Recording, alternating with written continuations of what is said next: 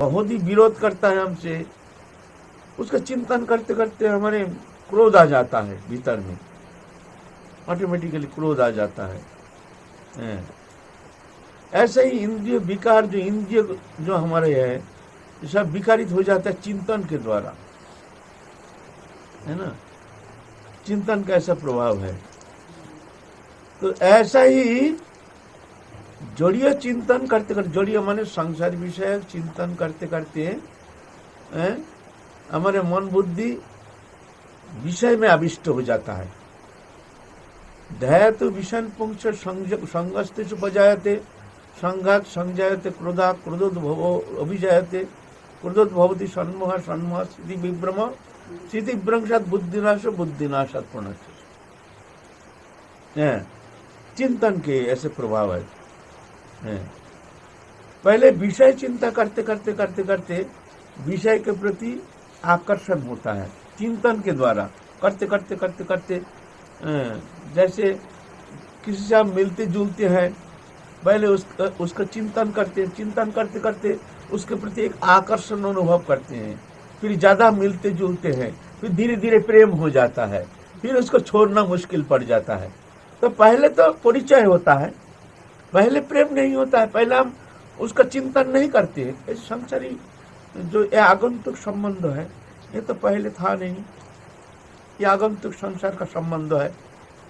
जैसे यहाँ भी आते हैं, कौन जानते हैं कि दीदी कौन है, हम कौन हैं।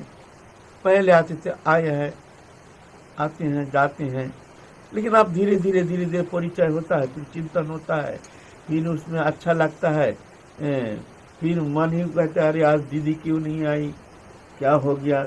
ऑटोमेटिक स्वाभाविक एक व्यवहार का फलस्वरूप क्या होता है, मन में वो बैठ जाता है, स्वाभाविक रूप से अच्छा लगने लगता है, जैसे जैसे संबंधों अनुसार। तो ऐसा ही विषय चिंतन करते करते करते करते विषय के प्रति आवेश हो जाता है, आविष्ट हो जाता है। ध्यायते विषय संगस्तेषु उपजायते, आसक्ति हो जाती है चिंतन के कारण। संघात संजायति कामा, आसक्ति से फिर क्या होता है, कामना पैदा होता है, उस वस्तु प्राप्ति के लिए हमारे भीतर इच्छा जागृति होती है। कामात क्रोधो भी जायते, कामना प्रति हो तो मन से क्रोध पैदा होता है। क्रोध तो भवती सन्मोहा, क्रोध से फिर बुद्धि माने सन्मोह हो जाता है, मैं क्या करूं क्या ना करूं, ये बुद्धि विपर्जय हो जाता है। जब क्रोध हो जाता है तो जाकर के बुद्धि विपर्जय हो जाता है, उसको ठीक ठीक वो निश्चित कर नहीं पाता है हमको क्या करना चाहिए क्या नहीं करना चाहिए।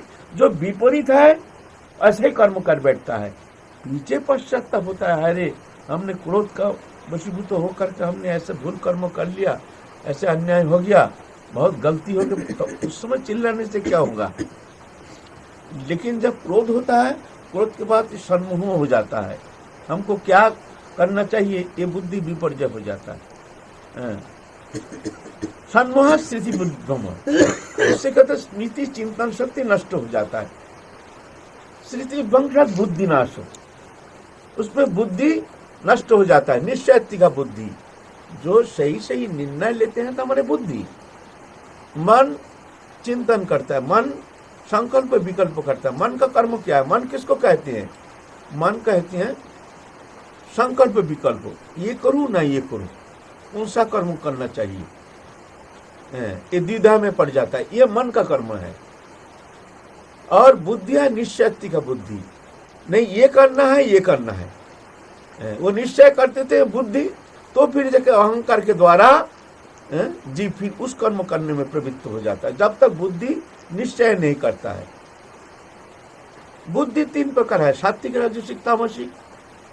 सात्विक बुद्धि है अच्छा, जो ज्ञान संपन्न ज्ञान विषयक जो कल्याणमय है, ऐसी बुद्धि है सात्विक बुद्धि। राजसिक बुद्धि है संसारी विषयक, रुपया पैसा धन दौलत संसार विषयक जो कर्म कर्तव्य कर्म करना है, स्त्री पुत्र कुटुंब पालन पोषण आदि इस विषय में वो निर्णय लेते हैं, यह राजसिक कर्म राजसिक बुद्धि।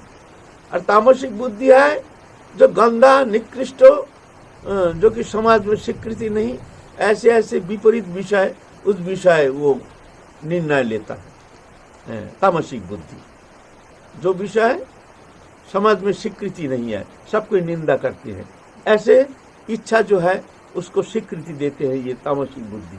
कभी कभी हमारा भी ऐसा होता है, कभी कभी ऐसे जो कर्म करना नहीं चाहिए, जो विषय चिंतन नहीं करना चाहिए, उसमें बुद्धि निश्चय कर लेता है, फिर जाके पीछे रोता है, पीछे पश्चाताप करता है। करने से क्या होगा?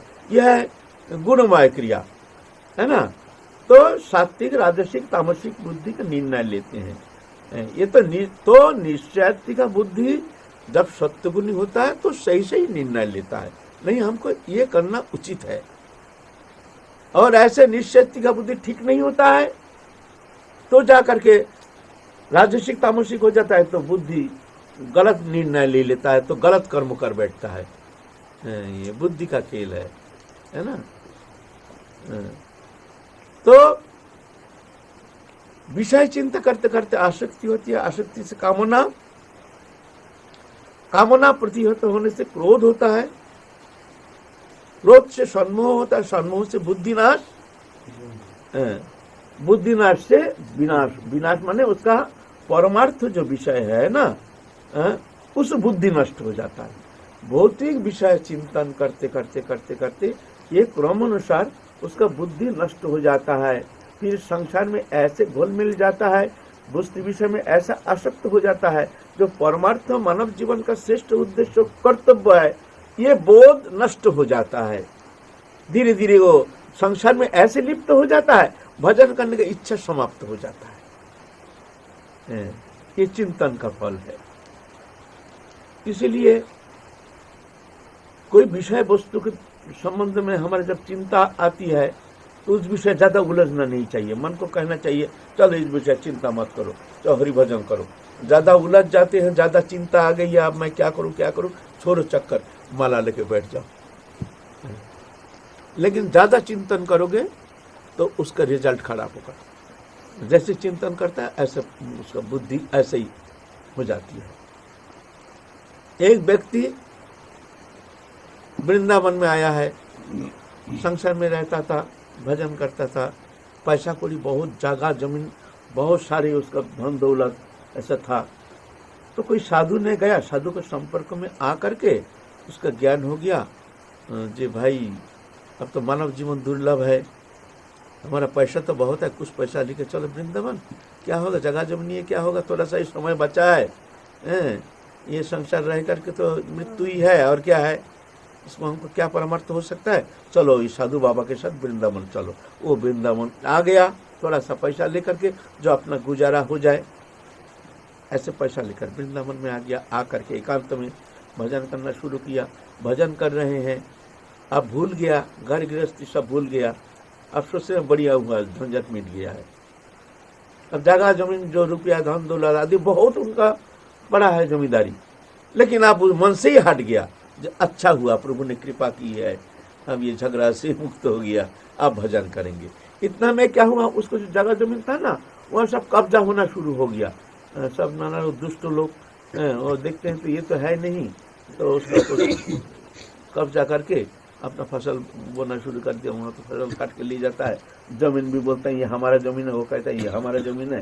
वो लोग आपस में वो जमीन दखल कर लिया, कब्जा करना शुरू कर दिया। ये खबर लेके एक जन आया है वृंदावन में उस व्यक्ति के पास, कहते हैं भैया तुम्हारा जमीन जगह जमीन जो है सब कब्जा हो रहा है, तुम कुछ दिन के लिए चलो, जा करके जमीन को बेच करके पैसा लेके आ जाओ, तो यहाँ आके खूब साधु सेवा करना, कुछ मंदिर उन्दिर बना देना, कुछ धर्मशाला बना देना, परमार्थ होगा। क्यों भाई, ये लुटेरों के हाथ में पड़ करके समस्त जमीन तुम्हारा नष्ट हो जाएगा, क्या लाभ है।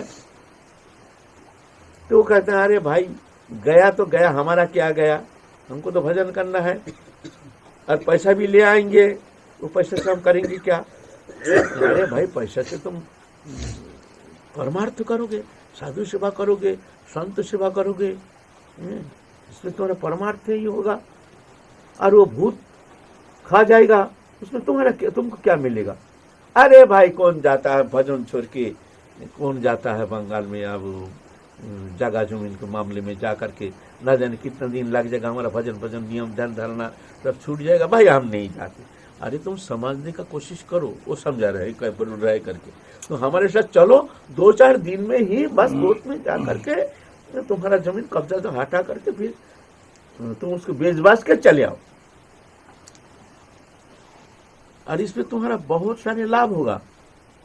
इतना पैसे से तुम कितना साधु सेवा कर सकते हो, कितना मंदिर बना सकते हो, कितना धर्मशाला बना सकते हो, कितना साधु के लिए कोठी बना सकते हो, ये कर सकते हो। तुम्हारा परमार्थ होगा। और उसका धीरे धीरे उसका मन में ये घुसना शुरू हो गया जी, भाई वास्तव में हमारा जमीन है, बेच करके वो पैसा हम ला कर वृंदावन में सेवा करेंगे। ये सब चक्कर में नहीं पड़ना चाहिए साधु को। साधु के सब संकल्प विकल्प में पढ़ना ही चाहिए। जहाँ संकल्प है मन से हटाना चाहिए। हमारे सनातन गोस्वामी राजमंत्री सनातन राजा थे, 7,000 स्वर्ण मुद्रा दे करके जेल से छूट करके आए, महाप्रभु को प्राप्त करने के लिए वो सब छोड़ छाड़ के आ गए। उनके जो 7 जो आ रहे थे, उनके पास 7 सोने का मोहर था, एक मोहर रख दिया था, इसीलिए उनको भी विदाई कर दिया। चलो तुम हमारे साथ जाने का लायक नहीं हो, तुम्हारे विषय बुद्धि है मन में, ये विषय जहर तुम क्यों साथ ले आए हो? क्यों? हमारे सनातन गोस्वामी प्रभु वो सब रुपया पैसा लेकर के मंदिर बना सकते थे, यहाँ अंगा बना के खाते थे, क्यों? क्या जरूरत था? पैसा खूब अपना पैसा ला सकते थे, नहीं, उसमें प्रपंच ही बांटता है। परमार्थ के नाम पर प्रपंच होता है, बुद्धि विपर्जय होता है। इसका बहुत सारे घटना है, सत्यता है, कभी आलोचना करेंगे। तो वो व्यक्ति वो विषय चिंतन करना शुरू हो गया, अब चिंतन होना शुरू हो गया, हमारे इतना पैसा, हमारी इतना जमीन, इतना पैसा मिल जाएगा, इतना क्यों भाई हम इसको छोड़ रहे हैं? चलो कुछ दिन जा करके जगह जमीन बेच करके रुपया पैसा लिया, फिर यहाँ एक मंदिर बना देंगे, ये करेंगे, वो करेंगे, वो करेंगे। अब भजन का नियम छूटना शुरू हो गया। चिंतन ध्यायते विषय संगस्त सुपजायते, अब उसके प्रति आकर्षण बढ़ना शुरू हो गया। संघात संजायते कामा, आप कामना मन में आ गया, भाई वो पैसा हमको चाहिए, चलो तुम्हारे साथ हम जाए, जा करके हम जमीन वमीन बेच करके फिर हम बहुत जल्दी आ जाएंगे। गए वहां जाके, भाई इतना सहज थोड़ी होता है, वहां भी लठबाज बहुत है, वो लोग नकल दलील उलील करके, आजकल तो पैसा से सब कुछ होता है, वो अपना कब्जा कर लिया। अब कब्जा छुड़ाने के लिए उसका दलील फलील कहाँ था वो भी ढूंढ के नहीं मिल रहा है, अब नया दलील बना, ये भी बहुत झंझट है। तो उसने नकल दलील बनाना शुरू कर दिया, बना करके कब्जा हटाना, कैसे भी हमारा जमीन है हम छुड़ाएंगे, ऐसा करके उसके भीतर क्रोध आ गया।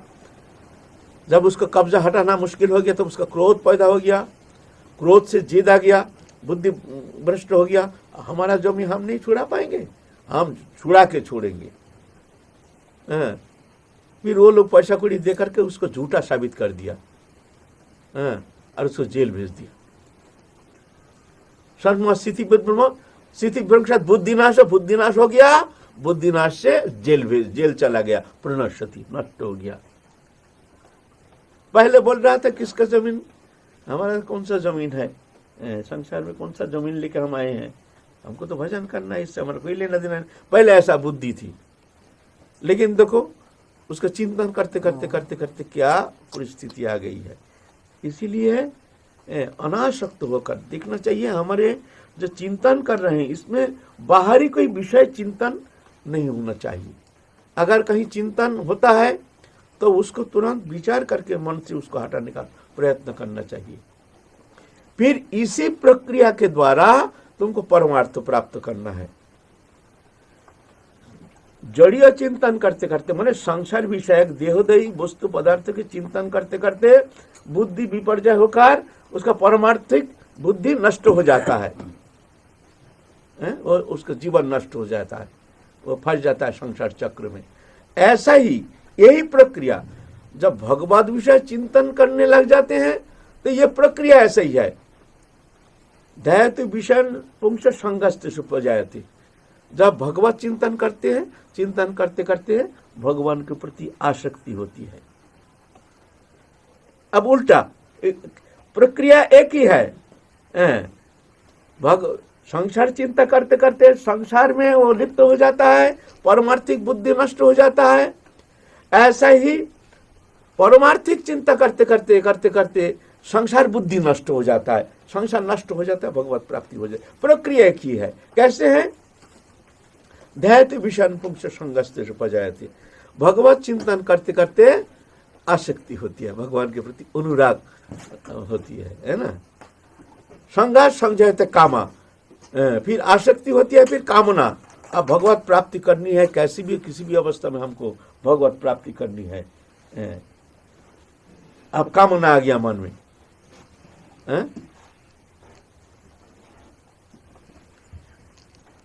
कामात संजयते कामा, कामात क्रोधो भी जायते।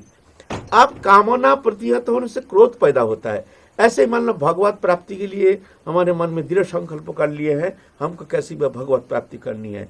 आप संसार के नाना प्रकार बाधा विपत्ति, ये भजन कर रहे हैं, बड़ा भजन नंदी हो रहे हैं, चलो इसको देश ले चलो, वहीं रहना ठीक है, यहाँ आके बुद्धि खराब हो गया, आप भजन करना शुरू कर दिया है, संसार करना चाहिए, ये करना चाहिए।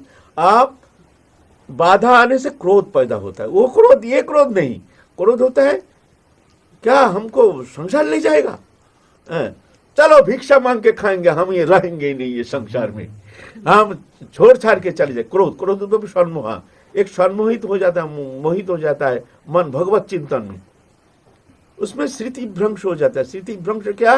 ये संसार विषयक स्मृति जो है ये नष्ट हो जाता है। स्मृति भ्रंश बुद्धिनाश, बुद्धिनाश माने लौकिक ये पार्थिव विषयक जो बुद्धि है ये बुद्धि नष्ट हो जाता है।